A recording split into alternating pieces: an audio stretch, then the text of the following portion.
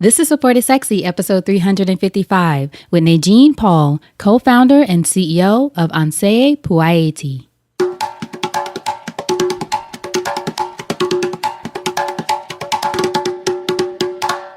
Welcome to Support is Sexy. I'm your host, Elaine Fluker, entrepreneur, author, and founder of Chic Rebellion Media.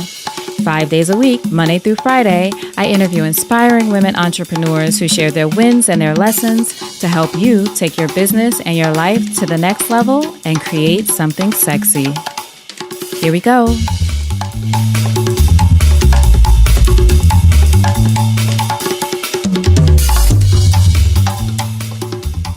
Hi, everyone. Welcome to a new episode of Support is Sexy. I'm excited to have you here. It just would not be the same without you.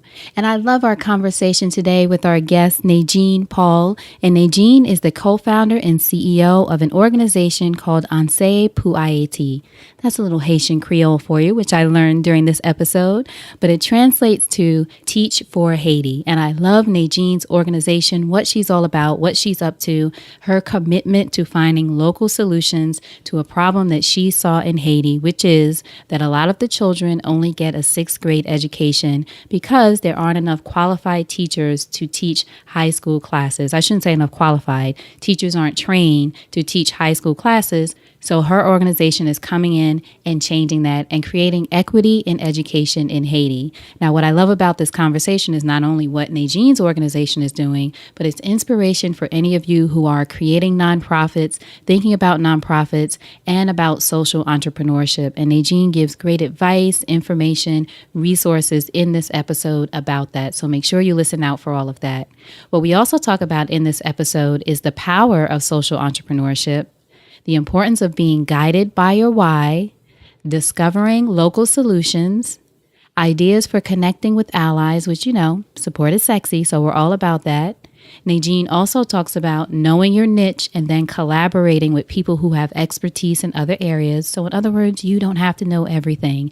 Connecting is as powerful as knowing. Also, 3 tips for starting your own nonprofit. So again, I found this inspirational. I hope you do too. So without further ado, Nedgine Paul. So Nedgine, thank you so much for joining us for an episode of Support is Sexy. I'm excited to chat with you today. Thanks so much for having me, Elaine. It's a pleasure. Absolutely. So our first question, when did you first fall in love with entrepreneurship? I first fell in love with entrepreneurship. I love this question just because it allows me to really reflect on how much has changed in terms of my understanding of it and kind of how I live with it. But I first fell in love with it when I learned about social entrepreneurship. And I was introduced to that concept actually through a couple of fellowships that I was encouraged to apply for, specifically Echoing Green, which I had the honor of being selected for as part of their 2014 cohort. And Elaine, I think one of the things that most attracted me to this idea of being an entrepreneur is this idea that I can have social justice as front and center in what we did. Because to be honest, when I was first introduced to entrepreneurship maybe 10 or 15 years ago, it was always linked with profit and kind of corporation and kind of this idea that you had to be an innovator and had to be in the front of your headlines and the best and the first and the fastest. And to be honest, that didn't really mesh with what I see myself doing and the role that I would love to play in uplifting the voices and kind of shining a light on those who are sometimes written off. Mm-hmm. And so I was just so encouraged and so inspired when introduced to social entrepreneurship and this idea that you don't need to push aside social good and community and collective action, but that actually there's ways to put that front and center unapologetically. I love it. Now, how did you discover that? Did you find that out through the organization, or did someone mention to you this is an idea for how you can structure your business? Did you already have the business when you found this out? What was that moment like? The moment was actually in being, I think reaffirmed is the best word that comes to my mind, Elaine. It's because I had already started thinking about and planting the seeds of what this kind of cultural revolution could look like for education equity in Haiti. And so I was kind of on this 4-year journey of trying to be very intentional and thoughtful in the way that we put together the pieces of our movement. And so almost in year 4 of that process, we were introduced to the application of Echoing Green and only became, like I said, reaffirmed that this movement was about social entrepreneurship. I had never used that word before, but it felt so beautifully into the context of social entrepreneurship, and then being introduced to Echoing Green and a few other kind of coalitions of allies only propelled us because we were able to connect and really learn from and share with other allies and social entrepreneurs who are really trying to put, again, social justice and entrepreneurship together. So it's one of those things when you hear it, it clicks. Absolutely. Now tell us about your background and where you grew up. Sure. So I am a proud daughter of Haiti. I was born there. It is my homeland. Started my early schooling years there. But then my family and myself and my two siblings moved to the U.S. And so when we moved to Maryland, my parents were very intentional in saying that their three kids would not forget where they came from. And so it is total credit and honor and gratitude to my parents for injecting and infusing a sense of culture and history and the belief that Haiti is mighty from the moment when we were young kids. And so while I know many people of Haitian descent maybe immigrate and get disconnected for many different reasons, I'm just so grateful, and I don't think it's by coincidence, that my path has returned home because I think I could absolutely trace it to growing up in a household where, for me, Haiti was mighty, and it was only a matter of time for the restoration to come.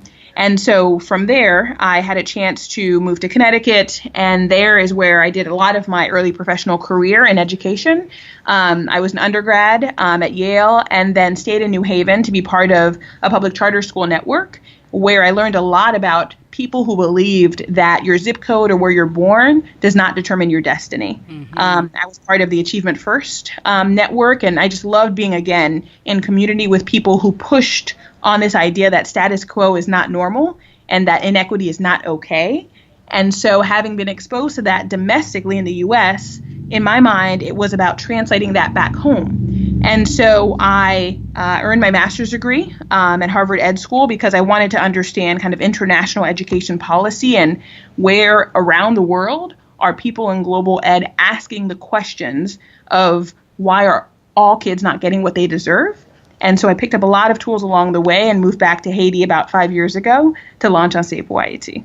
That's awesome. Now, when you were younger, growing up, I love, first of all, Haiti is mighty is so powerful. I love that your parents instilled that in you. Now, did you know, though, that when you were younger, or did you have this idea that you would return at that point? Did you have an idea of, well, I want to be, say, a teacher or whatever you wanted to do, and you wanted to do it back home, or did that not come until later? That's a great question. Thanks, Elaine. I know it wasn't part of my conscious thinking, which is why sometimes when you're looking backward, all the things start to fall into place and you start to realize, right, that there's incredible people and moments and influences that allowed and shaped your path. But no, one of the things I distinctly remember growing up and being a Haitian immigrant in the U.S. is that I wanted to translate what my parents had shared with us in our household in the public light. So when I left my home, I wanted to make sure that I was representing what I knew to be a mighty people and a mighty culture. And so all of the stereotypes and the misperceptions of Haiti, all the labels, right, of poverty, earthquake, boat people, that was not the reality of Haiti. That's truth, right? And there's a lot of that's reality. But that's not the full picture. And so even in high school, I remember being part of events and rallies that was really trying to dig deeper and trying to be much more, I think, thoughtful in terms of the full picture of what a people and what a nation is represented by. Mm-hmm. So then tell us about the moment that you were inspired to create Teach for Haiti, or how do you say, Anseye Pou Haiti? Yeah, very close. So Anseye Pou Ayiti. Anseye Pou Ayiti. Beautiful. Yes. You have a little Haitian Creole back there. I was determined to get it. I was going to try to say it on my own, but I needed a little help. Okay, got it. Thank you. No, I appreciate that. And sometimes I actually like to mention, Elaine, that even the effort that people put into pronouncing the name of our organization in Creole, it matters because Haitian Creole for too long has been relegated to an inferior position compared to French in Haiti. And so we wanted to actually make a really bold and honest comment and statement by having our name in Creole. And I love and appreciate you very much for making the effort to pronounce it because that matters. So thanks. Awesome. See, I didn't even know that. I just wanted to get it right. All right. Excellent. Now I'm really going to practice. No, but I think one of the things, again, looking back is even though I started to understand curriculum, teaching, and training as an adult, I actually think the seeds of APA and Anseye Pou Ayiti are distinctly personal, and it actually began when I was about 12 years old and would return back to Haiti with my parents, and specifically my father, who was actually a teacher before he became an Episcopal priest. And so when we would go back to Haiti, on many occasions, we had a chance to visit the schools where he once taught and where he once led as a school director. And at 12 years old, Elaine, I distinctly remember going to one of these communities called Gulmon and playing with peers. These were brothers and sisters. These were, 12 and 13-year-olds just like me. And we ended up talking about school. And I loved school. I was that child. And I remember meeting other boys and girls who also loved school and were talking a bit about what they were learning. But it immediately became evident to me that their school career would end at sixth grade.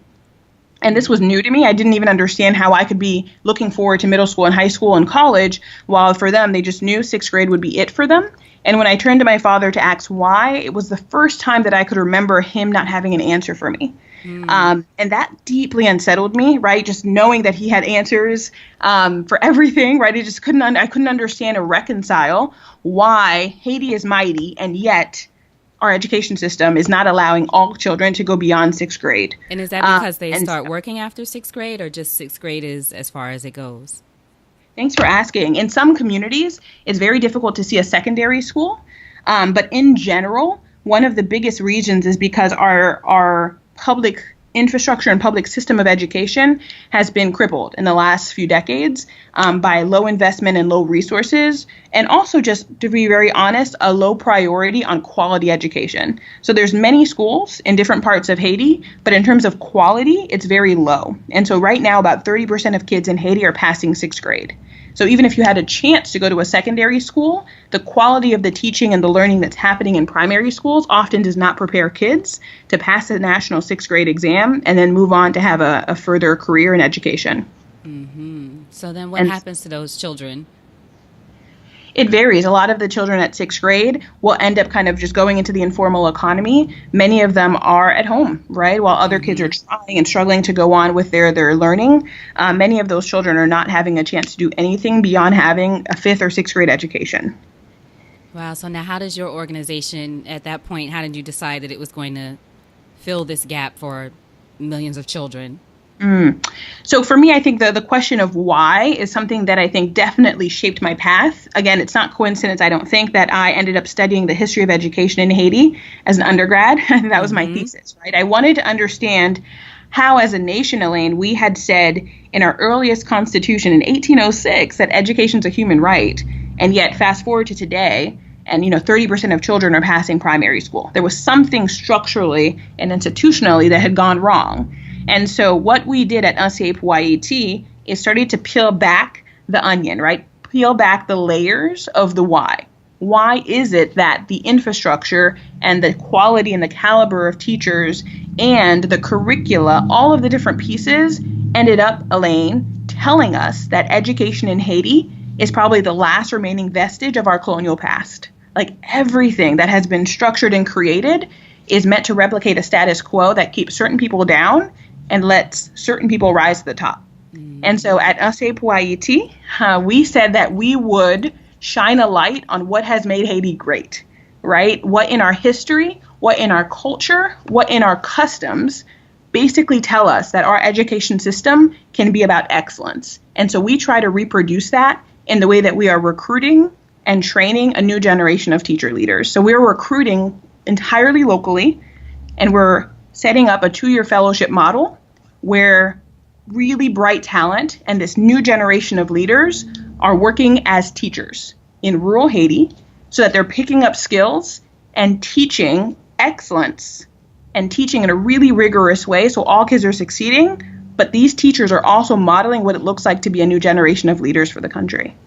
Right. And I think it's very interesting that you made the point to say that you're recruiting locally. It's not just bringing teachers in from outside, from other countries. You're really trying to help educate the teachers or the people who will potentially be teachers there in Haiti. Exactly. I think there's something really powerful about local solutions and local talent. I think one of the things that we figured out over the 4 years we were developing our approach is that in many cases, Haiti, and many other countries too, but in our case, Haiti is sometimes seen as a charity case. It's seen as a place where you can give and you can give aid and you can save. And what we said is no one in Haiti needs to be saved. That's not the premise here, and that's not the need. What we need to do is invest in local talent, because what we believe, and what one of my allies and good friends, Glenn Martin from Echoing Green, has once shared, is those closest to the problem are closest to the solution. And so what does it look like, right, to recruit and equip people who have experienced educational inequity and fought to get out of sixth grade and made it, but really didn't have a solid path to go through university? What does it look like to recruit those people to help us solve the systemic issues that hold some children back? And so, yeah, I think the local piece is really important. At the same time, though, Elaine, we have benefited so much from a coalition of allies who are part of the diaspora. So many Haitians, may have left and are now living in the U.S. or Canada or Europe.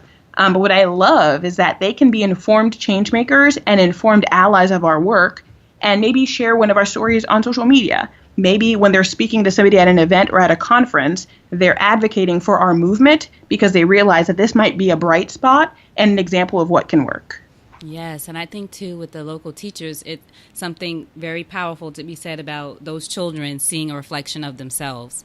So, again, it's not this outside savior. It's people within your country who are helping with the solution. That's right. One of the things that we were very, very conscious about is making sure that 80% of the group we recruit each year, just about 80%, were either born or live or have been for a significant period of their lives in the communities that are underserved, right? I think there's something really powerful to look up and see in your teacher somebody who had that same struggle, right, in 5th and 6th grade, but made it out and is now helping you and really pulling you up so that the next generation does not have the same struggles. Now, how do you go about finding or recruiting, as you said, these teachers? Yeah, we actually do an annual recruitment campaign every year between January and March. So we're just about to start one now in the next couple of months. And we go all over Haiti, Elaine. We are looking for anyone who believes that education is for all of us. And education is a civil right and a human right that needs everyone's contribution. So what we've done is actually we've opened this up, and we don't only recruit existing teachers or those who've studied teaching. We actually think that there's a huge benefit to having people participate in our fellowship who may have studied other disciplines in university. So whether it's accounting, business, music, even journalism, it's been really powerful to have a mix of those disciplines in each of our cohorts, because what we envision is after they've finished the 2 years with us, Elaine, they're able to create this momentum and a national conversation about why teaching matters and why we need great talent and great investment in teachers. And so imagine how somebody in the future becomes a really influential accountant in the country. In my opinion, that person will have so much more input and contributions to make in fixing the finances of our education system because he or she was in teaching and has accounting in their background, as opposed to somebody who's maybe creating policy but has no understanding of what it looks like to prepare and teach a lesson, right? Especially in a context where some kids might be going hungry, may not have all the materials or the books to learn well. Right. There's a different kind of connection there. Exactly. Now, you mentioned your allies. How do you go about getting support for the organization overall? Just as for people listening especially, I'll have links, of course, to the website and all of that great stuff, but just so they can know, what are the ways that you get support for the organization? We get support in different ways. I think one of the things I love about this podcast, right, is that I think you're really trying to shine a light on the different ways to be supporting different movements. So I appreciate that very much. We have 3 different ways that I think are especially value add for people who are looking to get involved. The first is be informed, right? I think sometimes you might exist in this kind of social media culture and just be sharing information that might actually be misinformation, or may not really tell the full truth and the full story of a context. And so we encourage people who are looking to support Anseye Pou Ayiti to sign up for our monthly newsletter, to sign up for our social media and follow our progress, because I can guarantee that if there is floods and movement and momentum of people sharing our stories and our imagery and our words, there will be different images of Haiti that are circulated. I'll give you one example, Elaine. We will never use imagery of children in difficult poverty, right? I think that, one, is a lack of respect. And in many ways, I think sometimes amplifies the stereotype that everyone in Haiti is poor. The other thing is we don't use the phrase that says Haiti is the poorest country in the Western Hemisphere. It's one of those things that has dogged us and always follows whenever people talk about Haiti. So what we're trying to do is be very intentional and thoughtful about the language and the imagery that comes and associated with our movement. So that's the first way you can be supportive. I think the second way that people can be supportive is in joining one of our brain trusts. We've been trying to have these become kind of self-governing and self-actualizing groups all over the US and Canada and sometimes in Haiti as well, of people who may not be able to join our fellowship and teach in the classrooms, but who want to be able to be part of kind of the inner circle of information, who are able to lead events and activities and fundraisers for our cause beyond just being part of social media groups. And then the last way is actually to come to Haiti. Like, I actually think that there's real power in coming and seeing our movement in action, but also contributing to understanding that Haiti is a Caribbean nation. And so there are beaches, right? And there are different ways to contribute to our economy and to contribute to our movement, because I think the storytelling aspect that I think you all are doing really well with the podcast is having a real firsthand experience in Haiti and battling against maybe even your own misconceptions about what the country is and what it represents. Nedgine, is that an invitation? I'm taking that as a personal invitation. Yes, I'm taking it is I have it recorded. It was a personal invitation. Everyone will hear it. I love it. But I think you're so right too. Nothing like getting that firsthand experience with Haiti and all of the things, of course, that you're doing, but just to this, like you said, these images that are out that we see constantly of Haiti, of parts of Africa, and it's all the same images over and over again to play on people's pity, as opposed to thinking of a way to empower these communities. Absolutely. And I think for us, I think it's inevitable, right, that I think, and you've asked also just how do we get support? One of the big questions that I get all the time is finances, right? We are a nonprofit organization as a legal structure, and so we do need resources to operate. But to be very honest, I think the first three ways that I mentioned, people getting involved and supporting our work, will naturally lead to the resources we need. Like I believe that in my heart of hearts, and I've seen it come to fruition, because for me, I'd rather have somebody go out and advocate on behalf of our movement because they understand why the Haitian Revolution lives on today in our teacher leaders, right? And the ways that our culture and our life and our hope and the color that is Haiti lives on in our movement. For me, that's more important than writing a $50 check. Mm-hmm. Now, do you have any kind of program, if you will, for lack of a better word, where you do bring people to Haiti to see the organization and how it works, or is it really an open invitation? Obviously, I don't want people to flood you with requests to come visit you there, but I mean, in general, if people are interested, is there a way to bring a group there, or have you worked on anything like that yet? There are, yes. So we've done this informally because we believe that one of the best ways that our organization can be powerful is by having a niche and doing what we do well.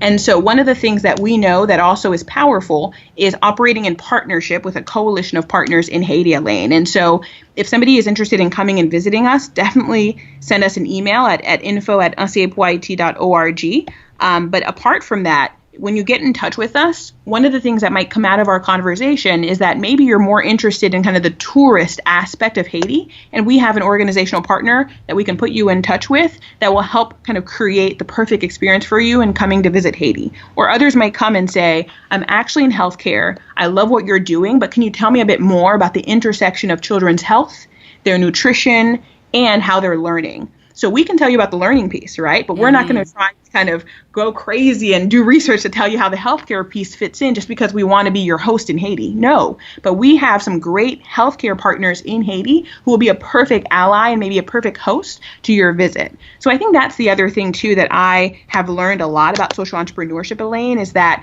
I or Anseye Pou Ayiti will never have all the answers to people who are interested in being allies of our work. I think being an ally to our work is an entry point, but we have to be so much more thoughtful about collective leadership and realize that it's going to take an army of soldiers and an army of allies to lift Haiti up to where it needs to be.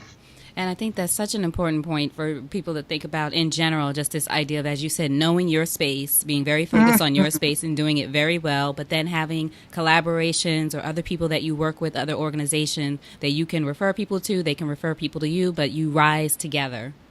That's right. That's exactly right. And I think the other thing too that I've learned over time is that it takes time. That's probably one of my best lessons learned, Elaine, is that I'm so grateful we didn't launch after 1 month or 1 year of trying to figure this out. It took us a good 4 years to really thoughtfully listen, and enter into conversation with people who, to this day, will be able to talk us under a table, right, in terms of the importance of Haitian history and culture and why we want to integrate Haitian Creole, for instance, in what we're doing. I just think it's important, even for allies, to understand that there's a learning journey when you want to be involved in a movement and when you want to become an informed ally.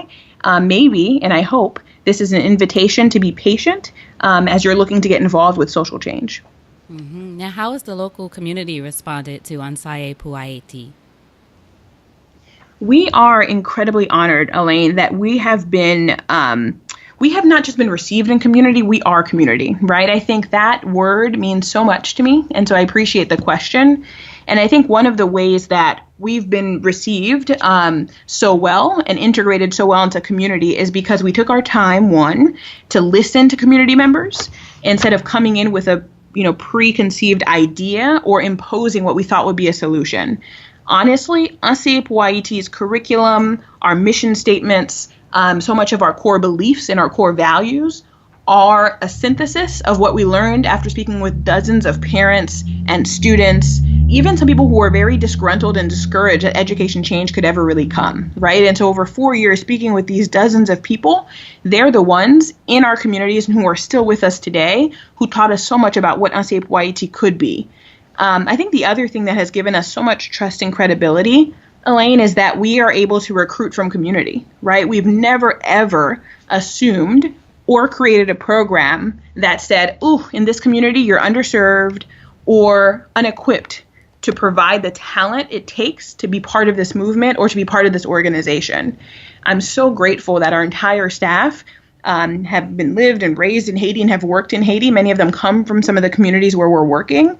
And that's the same case for some of our teacher leaders, right? We went door to door in some cases, went school to school, church to church, organization to organization to share what we were looking for. And I love that they've responded in kind. And so overall, it's just been a really, really mutually transformative experience. Now, you mentioned that you moved back 5 years ago. Was it 5 years ago? Yeah, it's about 5 years now. And started the organization about 4 years ago, right?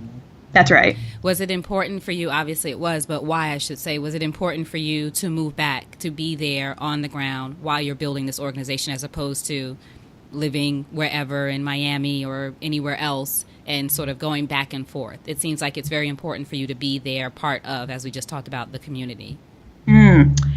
I appreciate that. I think I had in my parents 2 examples of people who know what it means to roll up your sleeves and get to work. I see, and my understanding of social entrepreneurship is people who are willing to stand shoulder to shoulder and help lift what this needs to be. And so I understood, and at least I assumed, and my belief was that this would not look the same if I was visiting once in a while or if I had just kind of shared an idea and came back once in a while to visit.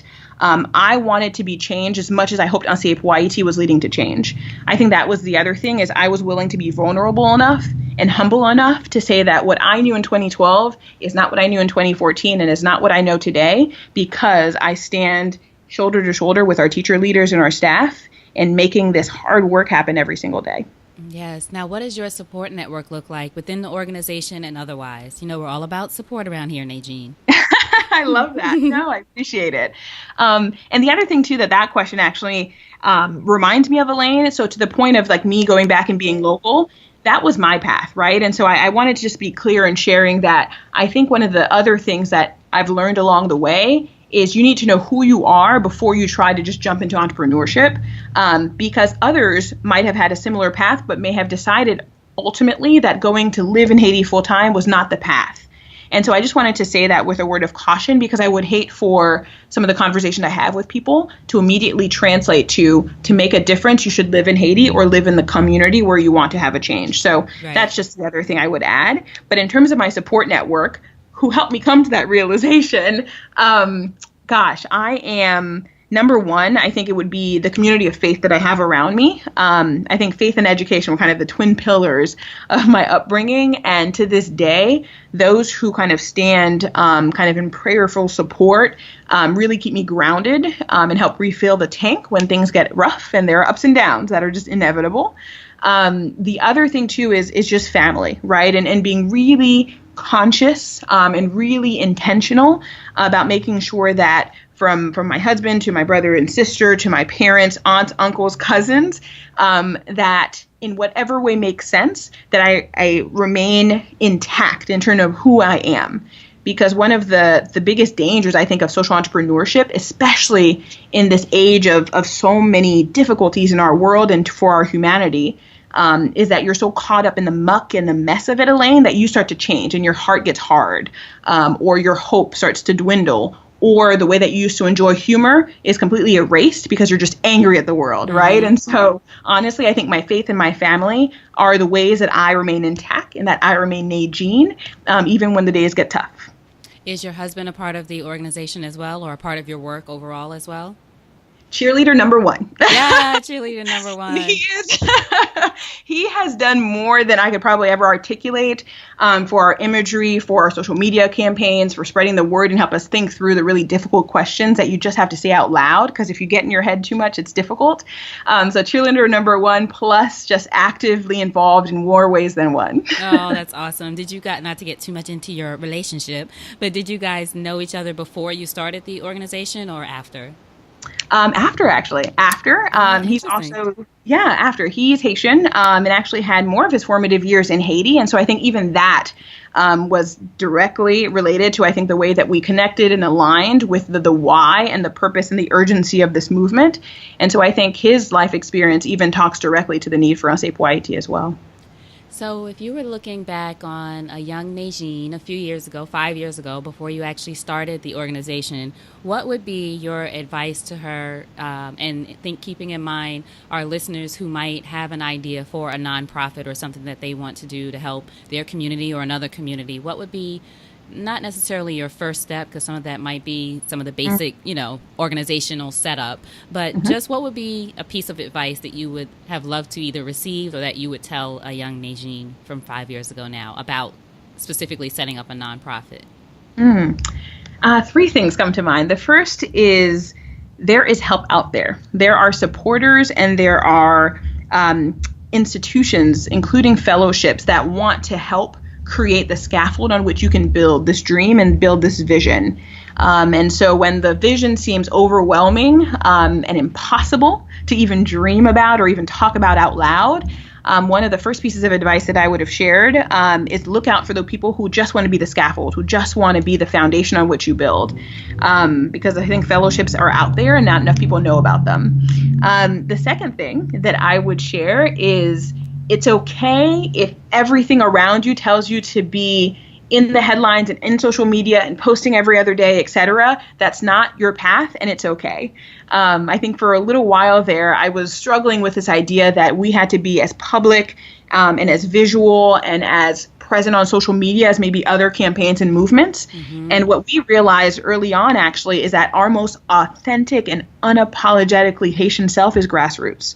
And so I love that we came to that realization, because it's allowed us to stay true to who we are and maximize limited resources that we have, so that our human connection and our family connection is stronger than ever, because we're allowed to just say that that's who we are, and that we may not be as present as we would like on different platforms, but that's okay.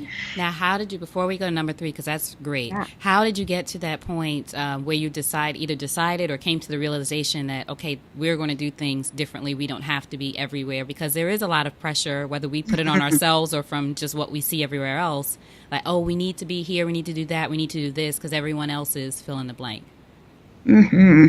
So we came to that realization by having some really hard conversations internally. And that for me, that was staff, but then also the support system that I mentioned before. Because at the end of the day, we had to ask ourselves, what will make us great? And when are we at our best? And every time we would come up to that conversation, Elaine, it was always whenever we were in human touch and in contact and in relationship and in conversation with people. It wasn't when we were trying to figure out the glitziest and the best looking visual for right. online. When we're on page. Instagram, we're our best, right? Exactly. Right. But I think as a corollary to that is it wasn't necessarily about the number of likes or the number of followers. Because to be honest, I think we have a very active and incredibly dedicated set of allies, but maybe it's not the biggest set of coalition, right? I don't think it's about the numbers for us. And that always replicated to in what level of meaningful conversation have we entered into this week? And at the end of the day, that wasn't what was being generated through social media platforms. And so we just kept coming back to what has made us great. And that's what allowed us to say it's okay if our social media presence is not what some people would like it to be. That's all right. Because those who need to hear about this and will want to keep hearing about this will, because of the way that we are genuine and authentic. And part of that is your faith, too. Amen. Yes. Amen. All right. Number 3. And number 3 would be know yourself. I think one of the things that I continue to do, and I thank family and friends for this a lot, is knowing who you are, because I think the tide and the wave and the craziness of working in social change and in trying to push against status quo will test you. But if you don't know who that personal identity is and what you bring to the table, you will start to shift and take on another identity and morph into something that you don't even recognize. And so I think the hard work and the patience and the time it takes to know what moves you and what grounds you and who you are at your core, I think that work, to be honest, is maybe 80% of social entrepreneurship. Excellent. You can tell you have an education background. You think of things, at least from what I've seen, very structured. I have 3 ideas, actually. I'm like, 1 tip, 3 is great. 3 is even better. Thank you. The blessing and the curse of education. I love it. Thank you. That's great. So in closing, Nedgine, if you think over your life and career and you had the chance to thank only one person whose support was critical to you personally or professionally, who would that be and what would you say?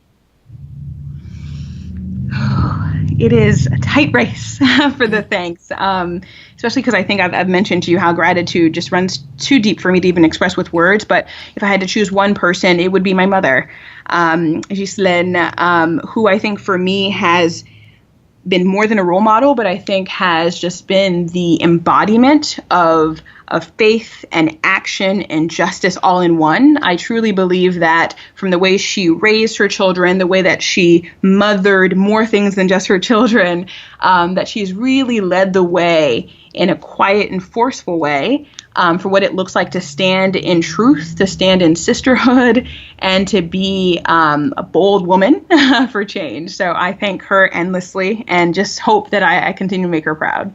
Oh, awesome. Now tell us how we can support you. Tell everyone the website, any social media you'd like to share, or any other ways that people can get in touch with you. And of course, I'll have links to everything. Thank you, Elaine, so much. So we have a website, Anseye Pou Ayiti. If you look up Teach for Haiti, it should come up as well. But I think from the website, we link a lot of our social media pages and our newsletter. But I think the website is the best way to be introduced to our work. And then for the social media platforms, we try to share kind of, again, what matters to us most on Facebook, Instagram, and Twitter. And then have some updates as well on LinkedIn. And then finally, to sign up for our newsletter. It goes out about once a month, and I think we'll really highlight and push out some of the straight from the ground stories from our teacher leaders, from our students, because at the end of the day, it's their stories that are really shaping this, and it's their contributions that are making this movement mighty. Excellent. Now, where do you sign up for the newsletter also on your website? Yes, exactly. Okay, so I'll make sure that I link to that as well. Excellent.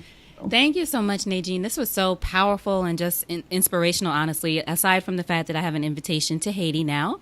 But overall, It was really wonderful, and I love what you're doing. I'm so glad that we're connected.